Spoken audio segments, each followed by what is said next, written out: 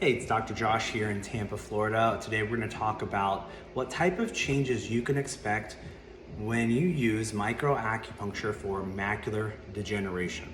There's two types of macular degeneration. There's wet and there's dry. Wet means the blood vessels in your eye are leaky. Dry means that they're not leaky. Now, the response you're going to get is going to depend on if you have wet macular degeneration or dry macular degeneration. Dry macular degeneration is always going to respond better across the board. It's just less complicated than wet macular degeneration. But we do expect to see changes in both of the conditions.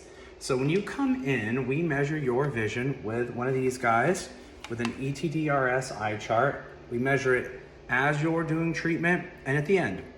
And then we'll figure out how much improvement that you get with your vision. And we will see changes in your vision during the 4 days you spend here with me. With dry macular degeneration, I expect that 60 to 70% of patients are going to improve their vision by 2 lines. So that means if you can't even see this top line, I expect you to see the top line and this entire next line, which is a pretty significant improvement in your vision. That will be appreciable. You will be able to notice that your vision has changed.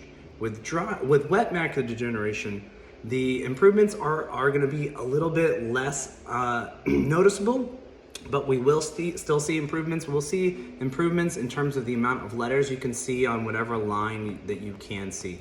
So it's still appreciable. It means that we are stopping the progress and keeping your vision stable. And oftentimes we will get an appreciable change too, where we get either multiple letters or even multiple lines with wet macular degeneration. So we do see improvements that are pretty significant for both wet and dry macular degeneration using microacupuncture.